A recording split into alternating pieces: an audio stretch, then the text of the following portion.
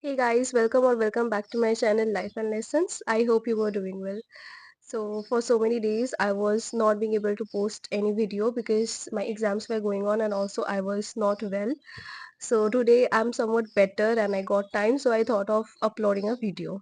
So this video is basically a suggestion for the semester 1 students who are likely to have their exams, I guess, in the month of January or February. So I wish you all the best for your preparation. This is the first time that you are going to give the university exams, and I hope that everybody's college life is going good.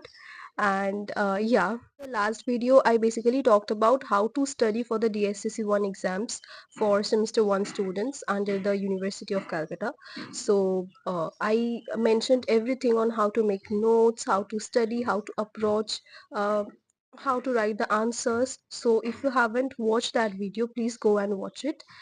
And in this video I'll basically talk about like who are the minor poets and who are the major poets from the Elizabethan age to the modern age. Okay, so this is your syllabus. First, let us talk about the pattern of your question paper. So as you know that a 15-mark question is going to come from the history of English literature portion. Okay, you will be given 3 questions from which you need to write one of 15 marks, and then in the next part you will be given 3 questions again from which you will need to write one question of 5 marks. Okay, so the 15-mark question which you are going to attempt, that is gonna come from the history of English literature, and there you have to write about one or two poets.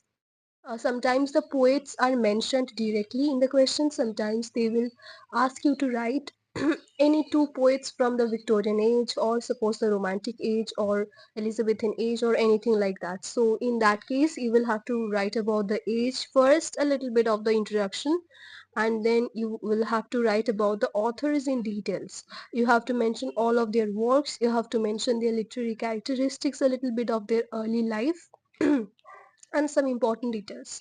So basically this is the format of the first 15-mark question that is going to come.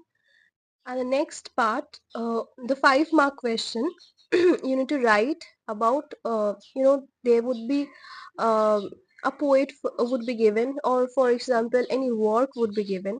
Generally the 5-mark question comes from any minor poets, or comes from any famous work of the poets. Okay, so you have to study them.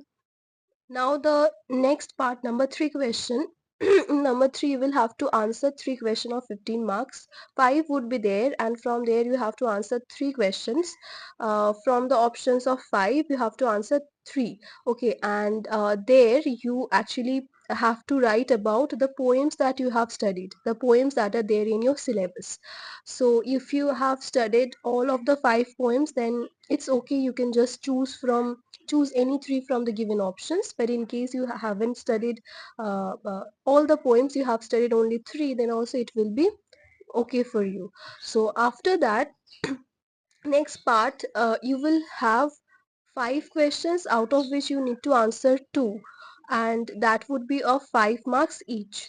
Okay, so there you also have to write about, the questions would come from the poems. A 5-mark question like regarding the theme, or regarding a particular stanza, regarding a particular line. Okay, so you have to read the poem in detail also. You have to answer them, that in the 5 marks part of the poem you have to answer in depth about a particular part, or about the particular thing that has been asked in the question. This is your pattern. Okay, so now I just want to give you certain tips and suggestions for your exams and your preparation as well. So the first tip which I want to give you is that for history of English literature portion, don't try to mug up the answers that has been given to you by your tuition teacher, because if you mug up the entire thing, first of all it's very difficult to remember everything if you blindly mug up.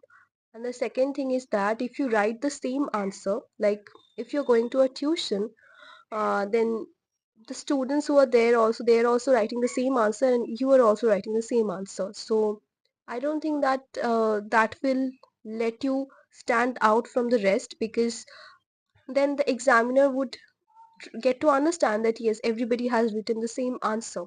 So I feel that you should do something different.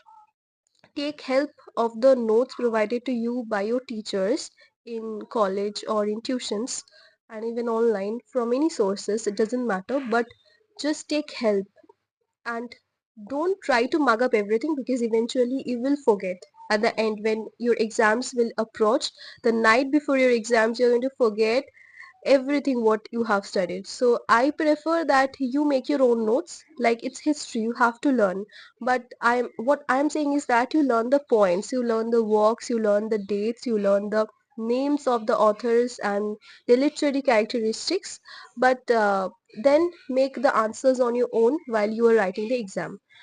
In this way, first of all, you will not forget. Secondly, it will take less amount of time. Thirdly, it will actually enhance your writing skills and also make you confident. Another thing which you can do while writing the English literature part, what I have done was that I took 2 to 3 books, like from Edward Albert, History of Edward Albert, William J. Long, and Michael Alexander. Suppose take any 3 or any 2 books as you wish, and then you just combine points from all of the books that you have taken and make one answer. Make a note of your own. This is how I studied in semester 2. In semester 1, I couldn't study like that because I was very confused. Nobody was there to guide me. But now I am there to guide you, so you can easily follow this method, what I am saying, because this will really help. And actually, by this, knowledge will increase, and also you can write good quality answers. Okay, so this is the thing you can follow. The next point is, for poems also I'm gonna say you the same thing. Don't completely mug up from a particular website or from a particular note, because in this way you will forget. So I prefer that you collect the notes from the sources that are available, like online, or from your college professors or from your tuition teachers. You just collect all the notes and then study them. First understand the poems very deeply. You will have to understand it and analyze it from the point of view of a literature student. Okay, you can't just learn the summary and just write the answers. You have to have the analytical mind in order to fetch good marks. Okay, so first you understand that, then you collect the notes, study them, like try to remember the contents, not the exact word or the exact whatever is written in the notes.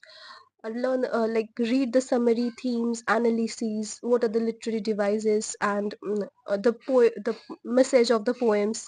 Okay, just study them and then practice writing answers on your own. Okay, so this is how I had also done previously in both the semester 1 and semester 2 as well. Tip number 3 is that this is a very important point. You have to maintain your speed from the beginning. While you are giving the exam, please try to maintain your speed from the beginning. Yeah, I know that there is a particular word limit. You don't have to count the words as such, but make sure that your answers are um, of moderate length, not like pages after pages you will write but there is no content. That is also not good. And also, if you write a very short answer, that's also not good. So you have to maintain a moderate length according to your handwriting size, according to like the word limit. You have to understand that. Okay, so for that you basically have to write a lot in literature papers. So make sure that you maintain your speed from the beginning, because otherwise what happens, if we spend time in thinking from the first question, we tend to lose time at the end. We then just write everything what comes to the mind in a hurried mood, and then we miss so many points. This happened with me during semester 1. So I thought that this is a very important thing that you should know, because this is the first time that you are giving the university exams. So I feel that this is a very important point to note, like maintain your speed from the beginning. Okay, number 4 is that at least I would suggest you at least practice one previous year question paper before your exams. Okay, just in the manner of exam, you just practice that. Just set the time limit, uh, revise everything, and then just with full focus just practice one previous year question paper, because doing so you will actually understand a lot of things. You will actually understand what are your faults, where you need to work more, what are your strengths, and how can you do much better in exams. So this will give you a lot of clarity, and this is the best thing. I can assure you that this is the best way of learning, that is by solving the previous year question paper, because it will actually will be very beneficial to you. Thing which I would like to tell you, this is not a tip basically, but yeah, you may take it as a tip that please don't expect high marks in your results, because whatever we got in our schools, those were something else, and whatever we're going to get here, this is completely something else. Like for CU, the you know for our schools, 80% or 90% marks used to be considered as excellent or very good. But here under the university, here 60% marks is considered as very good. And if you can go beyond 7.0 CGPA, then it's excellent. But otherwise you will be considered a good student if you can get above 60%. So above 60% is first class honors.